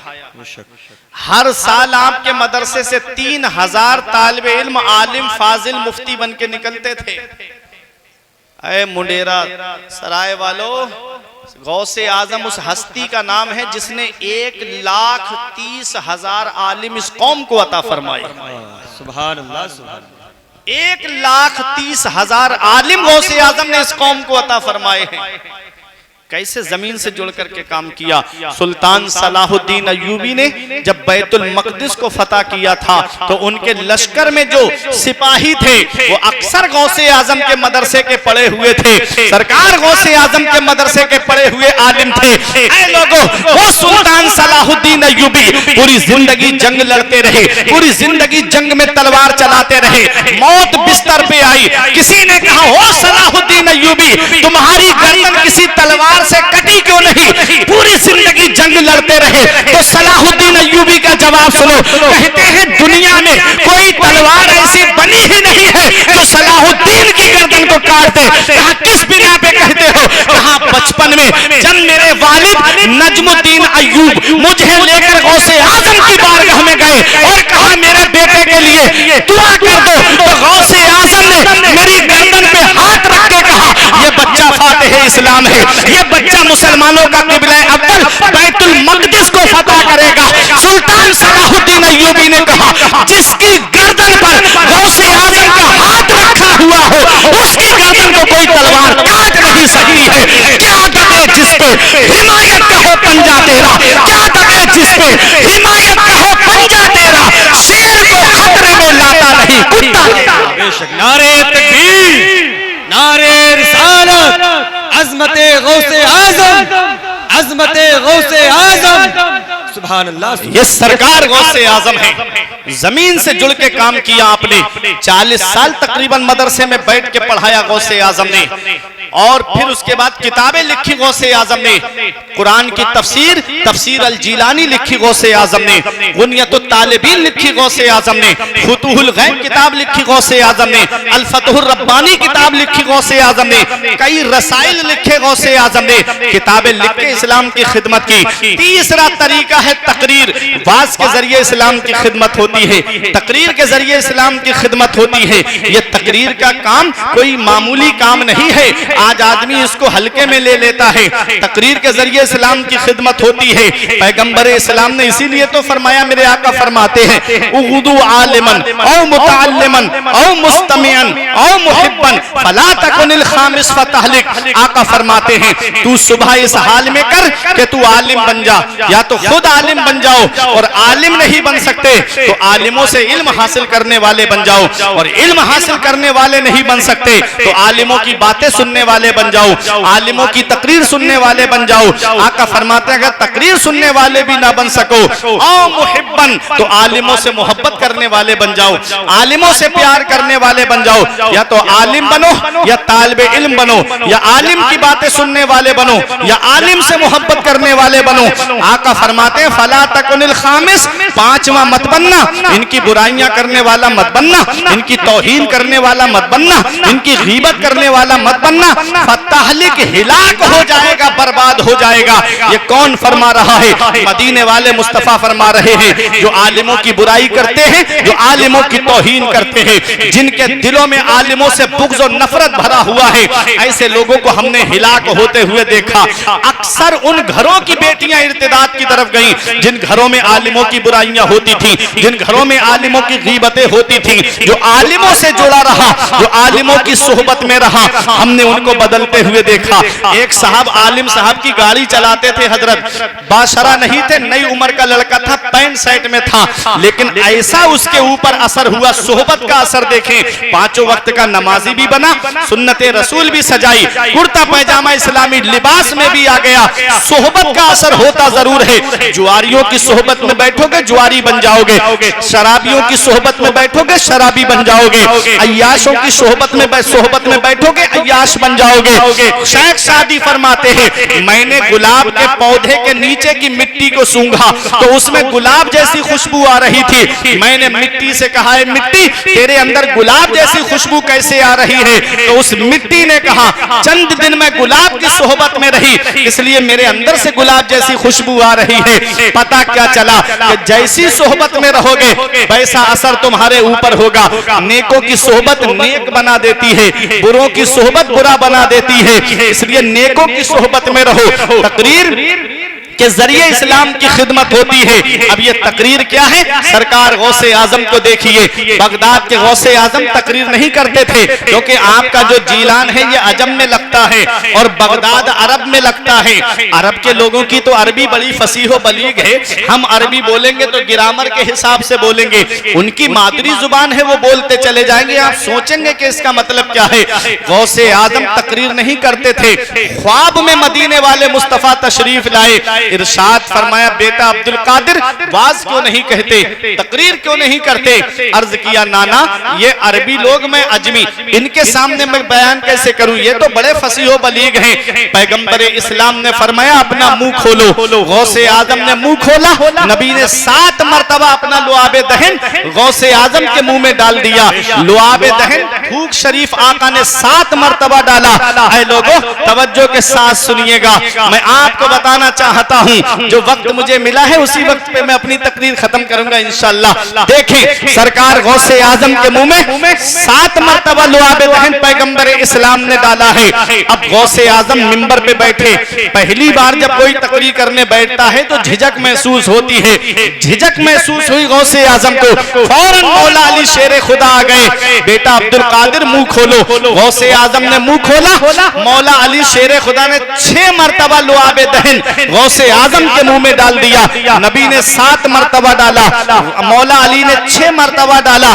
पूछा गौसे आजम ने, नबी ने 7 मरतबा डाला, आपने 6 मरतबा डाला, तो मौला अली शेर खुदा कहते हैं ताकि नबी से अदद में बराबरी न होने पाए, ताकि गिनती में बराबरी न होने पाए। अल्लाह अकबर, वो कैसे 2 टांग के खन्नास हैं जो कहते हैं नबी हमारी तरह बशर हैं, जो कहते हैं जैसे नबी खाते हैं वैसे हम खाते हैं, जैसे नबी चलते हैं वैसे हम चलते हैं, जैसे नबी पीते हैं वैसे हम पीते हैं, जैसे नबी की 2 आंखें वैसी हमारी 2 आंखें। एक आंख का है फिर भी नबी को अपनी तरह बशर कह रहा है, माज़अल्लाह। देखो मौला अली शेर खुदा का अदब, कहते हैं नबी से गिनती में बराबरी न होने पाए, पैगंबर इस्लाम से अदद में बराबरी न होने पाए। अब मुझे बताओ इलाहाबाद वालों, जब नबी ने अपना लुआबे दहन डाल दिया तो मौला अली को अपना लुआबे दहन डालने की क्या जरूरत थी? क्या नबी का लुआबे दहन काफी नहीं था? मेरे नबी का लुआबे दहन वो है कि हजरत अबू बकर सिद्दीक के पैर में सांप ने काट लिया, तो जहर के लिए अबू बकर सिद्दीक के पैर में जब सांप ने काटा, नबी ने लुआबे दहन लगा दिया, तो जहर के लिए तिर्याक बन गया नबी का लुआबे दहन। एक सहाबी की आंख में तीर लगा, आंख का ढेला बाहर निकल के आ गया। मेरे आका की बारगाह में आए, बताओ मुझे अगर किसी की आंख का ढेला बाहर निकल जाए तो डॉक्टर के पास जब जाओगे तो डायरेक्ट ढेला आंख में नहीं लगाएगा, पहले वो जिस जगह जख्म हो गया है उस जख्म को सूखने की दवाई देगा, और जब जख्म सूख जाएगा फिर उसके बाद आंख के हल्के में ढेले को फिट करेगा। कितने दिन लग जाएंगे? ये पैगंबर इस्लाम है, किसी डॉक्टर के पास नहीं गए सहाबी, किसी तबीब के पास नहीं गए सहाबी, किसी हकीम के पास नहीं गए सहाबी। सहाबी आका की बारगाह में आए, या रसूल अल्लाह आंख में दर्द हो रहा है, ढेला बाहर निकल गया। पैगंबर इस्लाम ने अपना लुआबे दहन लगाया और सहाबी की आंख के हल्के में दीदा फिट कर दिया। सहाबी का बयान है कि मेरी आंख में पहले से ज्यादा रोशनी आ गई। आला हजरत पुकार उठे, आंख अता कीजिए, उसमें जिया दीजिए, जलवा करीब आ गया, तुम पे करोड़ों दुरूद। एक सहाबी के पैर की हड्डी टूट गई, उनके पैर की पिंडली टूट गई। बताओ अगर किसी के पैर में फ्रैक्चर हो जाए, अगर किसी का पैर टूट जाए तो डॉक्टर के यहाँ जाता है, 1 महीना प्लास्टर चला रहेगा, 2 महीने प्लास्टर चला रहेगा। ज्यादा हड्डी फ्रैक्चर हो गई तो बाज लोगों के राड भी पड़ती है। ये सहाबी का अकीदा है, किसी हकीम के पास नहीं गए, पैर की हड्डी टूटी, आका की बारगाह में आए और अर्ज करते हैं आका पैर की हड्डी टूट गई। पैगंबर इस्लाम ने अपना लुआबे दहन लगाया और हड्डी पर हाथ फेर दिया, दस्ते मुबारक फेरा, टूटी हुई हड्डी ठीक हो गई, दर्द भी खत्म हो गया। आला हजरत बरेली से पुकार उठे, शाफी हो नाफी हो तुम, काफी हो वाफी हो तुम, दर्द को कर दो दवा, तुम पे करोड़ों तुम। बेशक सुभान अल्लाह, सहाबी का अकीदा है। बेशक आका की बारगाह में आए। आला हजरत का शेर मुझे याद आ रहा है, सब तबीबों ने दे दिया है जवाब, सब तबीबों ने दे दिया है जवाब, आहा ईसा अगर दवा न करे। ऐ लोगों, पैगंबर इस्लाम की बारगाह में आते हैं, नबी का लुआबे दहन खारी कुओं में पड़ जाए तो कुएं का पानी मीठा हो जाए, मेरे नबी का लुआबे दहन मौला अली की दुखती हुई आंख में लग जाए तो आंखें शिफायाब हो जाए, ये नबी का लुआबे दहन है। तो जब नबी ने अपना लुआबे दहन गौसे आजम के मुंह में डाल दिया तो मौला अली को डालने की क्या जरूरत थी। तो सुनो इलाहाबाद वालों, इन उलमा तलबा की तवज्जो, मौला अली ने लुआबे दहन बाद में क्यों डाला और नबी ने डाला? तो सुनो वजह ये है, पैगंबर इस्लाम फरमाते हैं अना मदीनतुल इल्मी व अलीउन बाबुहा, मैं इल्म का शहर हूं और अली उसका दरवाजा है। नबी ने अपने लुआबे दहन डालकर इल्म का शहर बसा दिया, मौला अली ने अपना लुआबे दहन डालकर शहर का दरवाजा खोल दिया। नारे तकबीर, नारे रिसालत, मसलके आला हजरत, उलेमाए अहले सुन्नत, शहंशाह बगदाद, नारे रिसालत, पता चला शहंशाह बगदाद हजरत अल्लामा मौलाना मुफ्ती फुरकान मंजरी साहब किबला, हजरत अहमद रजा नूरी मियां साहब किबला, उलेमाए अहले सुन्नत। पता चला तकरीर इल्म से होती है, तकरीर इल्म से होती है। आज बहुत लोग आपको मिलेंगे फेसबुक से भी कुछ तैयारी करते हैं हजरत, यूट्यूब से भी तैयारियां रहती हैं, लेकिन आप जरा सुनते हुए चलिए। बगदाद के गौसे आजम मिंबर शरीफ पे बैठे तकरीर के लिए, 70 हजार का मजमा, माइक का सिस्टम नहीं। आज हम माइक पे आए, थोड़ी दूर हमारी आवाज नहीं पहुंच पाती। सरकार गौसे आजम के दौर में साउंड सिस्टम नहीं था। आज तो हाल यह है कि बेस बढ़ाओ, बेस कम करो, ट्रेवल बढ़ाओ, सीटी कम करो, इसकी स्पीकर की आवाज बढ़ाओ, सुराई की आवाज कम करो, साउंड सिस्टम वाले को परेशान कर दिया जाता है। उस दौर को आप याद करें, गौसे आजम की तकरीर सुनने के लिए आम लोग ही नहीं आते थे, बड़े बड़े औलियाए किराम आते थे। गौसे आजम का वाज सुनने के लिए जय्यद आलिम आकर के आगे बैठते थे, गौसे आजम की तकरीर लिखने के लिए 400 उलमाए किराम आगे बैठ के तकरीर लिखते थे गौसे आजम की। ये गौसे आजम का मजमा, ये गौसे आजम के वाज की शान है। और ये मजमा है 70 हजार का। जितनी आवाज सामने बैठने वाला सुनता था, इतनी ही आवाज सबसे पीछे बैठने वाला सुना करता था। ये गौसे आजम के वाज की शान थी मेरे अजीजों। सरकार गौसे आजम तकरीर करते हैं, गौसे आजम के वाज की शान देखो। अपने वक्त के मुफस्सिर आ रहे हैं गौसे आजम का वाज सुनने के लिए, बड़े बड़े मुहद्दिस आ रहे हैं गौसे आजम का वाज सुनने के लिए। सरकार गौसे आजम ने तदरीस के जरिए इस्लाम की खिदमत की, तसनीफ के जरिए इस्लाम की खिदमत की। गौसे आजम ने वाज तकरीर के जरिए इस्लाम की खिदमत की, जमीन से जुड़ कर के काम किया बगदाद के गौसे आजम ने। ऐ लोगों, आज हम गौसे आजम से सिर्फ मोहब्बत का दावा करते हैं, गौसे आजम के मिशन को नहीं अपनाते, गौसे आजम के तरीके को नहीं अपनाते, गौसे आजम के बताए हुए रास्ते पे नहीं चलते। सरकार गौसे आजम की शान देखो, जिन्नात पर भी गौसे आजम की हुकूमत है, इंसानों पर भी गौसे आजम की हुकूमत है। ताज शरिया फरमाते हैं, पीरों के आप पीर हैं या गौस अल मदद, अहले सफा के मीर हैं या गौस अल मदद, सदका रसूल पाक का झोली में डाल दो, हम कादरी फकीर हैं या गौस अल मदद। दिल की सुनाए अख्तर दिल की जुबान में, बहते कहते ये बहते नीर हैं या गौस अल मदद। ऐ लोगों, सरकार गौसे आजम किसी का रोना नहीं देखते थे। गौसे आजम की बारगाह में अगर कोई रोता हुआ आ जाता, आप फरमाते रो क्यों रहा है, तो फौरन आप उसके मदद फरमाते थे। एक वाकया सुनो गौसे आजम की शान में, फिर उसके बाद मेरी तकरीर अब खत्म होने जा रही है। बगदाद के गौसे आजम के पास एक मुरीद आया, रोने लगा। फरमाया क्यों रोता है? उसने कहा हुजूर मेरी एक बेटी थी, मकान की छत पे चढ़ी, अचानक से गायब हो गई। गौसे आजम ने फरमाया परेशान मत हो, कर के खंडरात में चला जा। थोड़ी देर के लिए चाय का सिलसिला रोक दीजिए, तकरीर वैसे भी खत्म होने जा रही है, मेरा वक्त पूरा होने जा रहा है। सुन लीजिएगा गौसे आजम है कौन। ऐ लोगों, इंसानों के भी पीर होते हैं, जिन्नात के भी पीर होते हैं। मेरे गौस फरमाते हैं अना शेखुल कुल में सबका पीर हूं, मैं पीराने पीर हूं। अल्लाह अकबर, कौन गौसे आजम है? सरकार गौसे आजम ने फरमाया परेशान मत हो, कर्ख के खंडरात में चला जा, वहां जिन्नात गुजरेंगे, परेशान मत होना। बिस्मिल्लाह बिनियत अब्दुल कादिर पढ़ के गोल दायरा खींच लेना, जिन्नात आएंगे, तेरा कोई कुछ नहीं बिगाड़ पाएगा। जब जिन्नात का सरदार तुझसे पूछे यहाँ क्यों बैठा है, तब मेरे बारे में बता देना कि मुझे अब्दुल कादिर जिलानी ने बिठाया है। अल मुख्तसर, ये वो गया और जाकर के बैठ गया। रात में जिन्नात गुजर रहे हैं। जब जिन्नात का बादशाह आया, सरदार आया, उसने कहा क्यों बैठा है, क्या तुझे जिंदगी प्यारी नहीं है?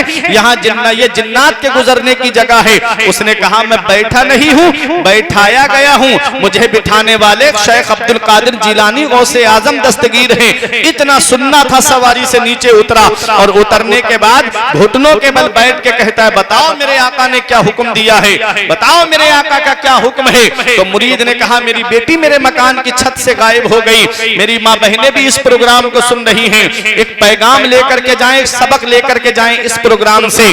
गौसे आजम के मुरीद ने जब इतना कहा, जिन्नात के सरदार ने कहा जाओ इसकी बेटी को तलाश करो, समंदर की गहराई में जाकर के ढूंढो, पहाड़ की कुह में जाकर के ढूंढो, कुओं के अंदर, अंधे कुओं के अंदर जाकर के ढूंढो और इस मुरीद की बेटी को लेकर के आओ। जिन्नात दौड़े और एक चीन का जिन्न पकड़ करके लाए जो गौसे आजम के मुरीद की बेटी को उठा करके ले गया था। जिन्नात के सरदार ने पूछा तेरी हिम्मत कैसे हुई, तूने गौसे आजम के मुरीद की बेटी पे गलत नजर डाली? उसने क्या जवाब दिया? कहा मैं इधर से गुजर रहा था, ये मकान की छत पे चढ़ी, इसके सर पे दुपट्टा नहीं था, मैं इधर से गुजर रहा था, मैं इसको उठा करके ले गया। मुख्तसर अंदाज में बयान करता हुआ चल रहा हूँ। बताओ वो गौसे आजम का दौर है, बड़ा पाकीज़ा दौर है, बड़ा तकद्दुस वाला दौर है। उस दौर में बेटियां कहीं जाती नहीं थी, उस दौर में बेटियां कहीं गायब नहीं होती थी। आज का दौर अगर देखा जाए, उस दौर में अगर बेटी सर खुला हुआ है मकान की छत पे चढ़े तो उसके साथ में इतना बड़ा हादसा हो जाए।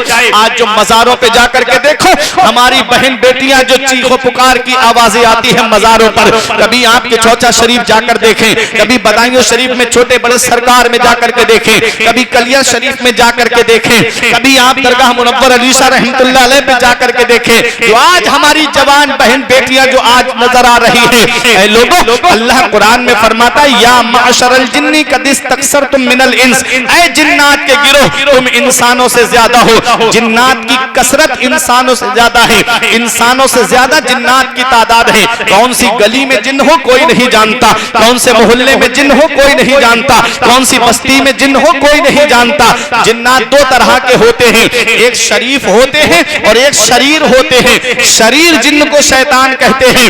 ऐ लोगों आज मुझे बताओ, आज ब्याह शादियों के मौके पे हमारे घरों की बहन बेटियां आधी आधी आस्तीन के कपड़े पहन करके मेकअप करके बेपर्दा घूमती हुई नजर आती हैं। आज मुझे बताओ, मैं आपसे पूछना चाहता हूं, क्या ये किसी के घर की बेटी है, ये किसी की बहन है, ये किसी की बहू है, लेकिन एक आदमी की भी गैरत नहीं जागती। भाई अपनी बहन को लेकर के शादी हाल पहुंचा के आ रहा है, शौहर अपनी बीबी को लेकर के मार्केट में घुमाने के लिए लेकर के जा रहा है, बीबी इसकी मेकअप करके दूसरों के सामने जूस पीती हुई मार्केट में नजर आती है। कहां चली जाती गैरत? मेरे आका फरमाते हैं कुल्लुकुम राइन व कुल्लुकुम मसऊलुन अन रइयतिही, तुमने का हर शख्स जिम्मेदार है और अल्लाह कयामत के दिन हर शख्स से उसकी जिम्मेदारी के बारे में पूछेगा। भाई अब बहनों के भाई, बड़ा भाई छोटे भाई बहनों का जिम्मेदार, शौहर बीबी का जिम्मेदार, माँ बाप औलाद के जिम्मेदार हैं, मस्जिद का इमाम शरीयत के अहकाम पहुंचाने के एतबार से अपनी बस्ती वालों का जिम्मेदार है। हर शख्स जिम्मेदार है, हर शख्स को कयामत के दिन इसका जवाब देना है।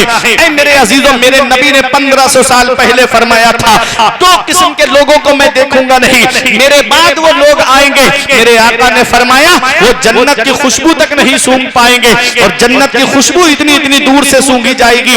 ऐ लोगों, वो दो किस्म के लोग कौन है? मेरे आका ने फरमाया एक वो लोग होंगे, वो सिपाही होंगे जिनके हाथों में दुर्रे होंगे, कोड़े होंगे और वो लोगों को मारेंगे, बेगुनाह लोगों को सताएंगे, बेगुनाह लोगों पर जुल्म करते नजर आएंगे। आज देखो जगह जगह जुल्म किया जा रहा है, जुल्म का बाजार गर्म है। ऐ लोगों, दूसरी किस्म उन औरतों की मेरे आका ने बताई, कासियातिन आरिया कासियात मुमिलातुन माइलात। मेरे आका फरमाते हैं दूसरी वो औरतें होंगी जो कपड़े पहन करके भी बरहिना लगेंगी, जो माइल करने वाली होंगी। अल्लाह अकबर। ऐ मेरे अजीजों मुझे बताओ आज कैसे कैसे लिबास चल रहे हैं। स्कर्ट जैसा लिबास चल रहा है, जींस टॉप जैसा लिबास चल रहा है। आज तो बुर्का भी पर्दे के नहीं है। हमारी बहन बेटियां नमाज पढ़ती है कि नहीं पढ़ती है, दीनी काम करती है कि नहीं करती है। सिर्फ वाकया सुनने से काम नहीं चलेगा, अपने घरों को इस्लामी बनाना होगा, अपने माहौल को इस्लामी बनाना होगा। खुद भी फजर की नमाज पढ़ो, तमाम घर वालों को उठाओ, कहो सब अल्लाह की इबादत करो, और फजर के बाद कुरान की तिलावत करना है। खुद भी नेक काम करो, घर वालों से भी नेक काम के लिए कहो। ऐ लोगों फिर देखो बरकतें कैसे तुम्हारे घर का तवाफ करती है। आज हमारे घरों से शरीयत का माहौल उठ गया, आज हमारे घरों से दीनी माहौल उठता जा रहा है। आज हमारे घरों के अंदर नमाज की पाबंदियां नहीं रही, आज हमारे घरों के अंदर दीन पे सख्ती के साथ अमल करना नहीं रहा। याद रखो ये दुनिया चंद दिन की है, हमेशा रहने नहीं आए हैं। आज अब्दुल कादिर भाई ने अपनी बहन मरहूमा के ईसाले सवाब के लिए इस महफिल को सजाया है। जैसे 4 साल पहले वो दुनिया से चली गई, एक दिन खबर आएगी कि फला दुनिया से चला गया। आज उसके बरसी की फातिहा है, आज उसके 40वें की फातिहा है, आज उसके तीजे की फातिहा है। एक दिन हम भी दुनिया से चले जाएंगे, लोग हमारे बारे में भी कहेंगे आज उसकी बरसी की फातिहा है। दुनिया से जाना सभी को है।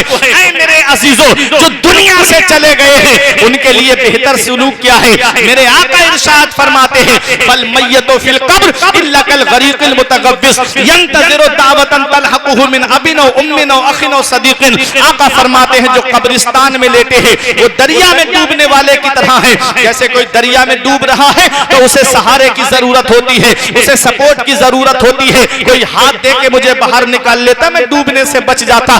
पैगंबर फरमाते हैं जो कब्रिस्तान में लेटे हैं वो दरिया में डूबने वाले की तरह है। बाप औलाद की दुआ का इंतजार कर रहा है, औलाद माँ बाप की दुआ का इंतजार कर रही है, भाई बहन की दुआ का इंतजार कर रहा है, बहन भाई की दुआ का इंतजार कर रही है, रिश्तेदार रिश्तेदार की दुआ का इंतजार कर रहे हैं, पड़ोसी पड़ोसी की दुआ का इंतजार कर रहा है। मेरे आका फरमाते हैं जब उनको ईसाले सवाब किया जाता है तो दुनिया व माफिहा से सबसे बेहतर वो चीज होती है उनके लिए जो ईसाले सवाब किया जाता है। ऐ मेरे अजीजों अपने अजीजों के लिए ईसाले सवाब किया करो। मेरे आका फरमाते हैं मन दखलल मकाबिरा व क़रअ सूरत यासीन खफ़फ़ल्लाहु अन्हुम। जो कब्रिस्तान जाए और एक मर्तबा सूरह यासीन शरीफ पढ़ दे, पैगंबर इस्लाम फरमाते हैं अल्लाह कब्रिस्तान के मुर्दों के अज़ाब में कमी कर देता है और पढ़ने वाले को तादाद के बराबर सवाब अता फरमाता है। सुभान अल्लाह सुभान अल्लाह। चले जाया करो कब्रिस्तान, चले जाया करो अपने अजीजों की कब्र पे और जाकर के ईसाले सवाब कर दिया करो। सूरह फातिहा तो हर मुसलमान को याद होगी, वही पढ़ करके ईसाले सवाब कर दिया करो। सूरह इखलास तो हर मुसलमान को याद होगी, वही पढ़ करके ईसाले सवाब कर दिया करो। और कलमा शरीफ अगर कुरान शरीफ पढ़े हुए नहीं हो तो कलमा तो हर मुसलमान को याद होगा, ला इलाहा इल्लल्लाहु मुहम्मदुर रसूलुल्लाह सल्लल्लाहु अलैहि वसल्लम। आला हजरत अजीमुल बरकत अल मलफूज शरीफ के अंदर शेख मुहियुद्दीन इब्नुल अरबी की एक रिवायत नकल करते हुए फरमाते हैं जो 70,000 मरतबा कलमा शरीफ पढ़ कर के अपने किसी मरहूम के लिए ईसाले सवाब कर दे तो अल्लाह ताला कलमा शरीफ पढ़ने वाले को भी बख्श देता है और जिसके लिए ईसाले सवाब किया गया है अल्लाह ताला उसे भी बख्श देता है। बैठे हो घर में सब भाई पूरा परिवार बैठा है तो सब लोग नमाज पढ़ करके तस्बीह हाथ में लेकर के कलमा शरीफ पढ़ करके ही अपने अजीज के लिए ईसाले सवाब कर दिया करो। काबिल मुबारक भाई बाद हैं हमारे अब्दुल कादिर अत्तारी साहब और उनके तमाम भाई कि जिन्होंने अपनी बहन मरहूमा के ईसाले सवाब के लिए इस महफिल को सजाया। परवरदिगार आलम की बारगाह में दुआ है कि मौला उनकी मगफिरत फरमाए, उनके गुनाह सगीरा और कबीरा को माफ़ फरमाए, उनको जन्नतुल फिरदौस में आला से आला मकाम अता फरमाए। परवरदिगार आलम जितने उलमाए किराम हुफ़ाज़े किराम यहाँ तशरीफ़ फरमा हैं सबके इल्म व अमल व उम्र में रिस्क में खूब बरकतें अता फरमाए, जान माल इज़्ज़त व आबरू की हिफाजत फरमाए। मेरे अजीज़ों ये मैंने चंद बातें आपके सामने बयान की। दुआ करता हूँ परवरदिगार आलम की बारगाह में मेरे कुछ अर्ज़ करने में गलती हुई हो तो मौला मुझे माफ़ फरमाए। अस्तगफिरुल्लाह रब्बी मिन कुल्ले ज़ंबियों व अतूबु इलैह। कलमा तय्यब पढ़ें ला इलाहा इल्लल्लाह रसूलुल्लाह सल्लल्लाहु ताला अलैहि वसल्लम। ये जिंदगी सवारिय दिलशाद कीजिए, लम्हात जिंदगी के ना बर्बाद कीजिए। जब मकसद हयात इबादत खुदा की है, पढ़िए नमाज, मस्जिदें आबाद कीजिए। सभी के सामने एक दिन जरूर आता है, ये हुस्न फानी है लेकिन गुरूर आता है। किसी क्रीम से पाउडर से कुछ नहीं होता, नमाज पढ़ने से चेहरे पे नूर आता है। किसी क्रीम से पाउडर से कुछ नहीं होता, नमाज पढ़ने से चेहरे पे नूर आता है। जिस्म फानी है, सजाने की जरूरत क्या है, हुस्न दुनिया को दिखाने की जरूरत क्या है। ऐसे अमाल करो कि रूह से खुशबू आए, इत्र कपड़ों पे लगाने की जरूरत क्या है। दौलत की फिक्र थी तो कमाने निकल गए, दौलत मिली तो हाथ से रिश्ते निकल गए। बच्चों के पास रहने की फुर्सत नहीं मिली, फुर्सत मिली तो हाथ से बच्चे निकल गए। तवज्जो दीजिए, रही कली तो फूल खिलेंगे, जिंदगी बाकी रही तो फिर मिलेंगे। अस्सलाम वालेकुम।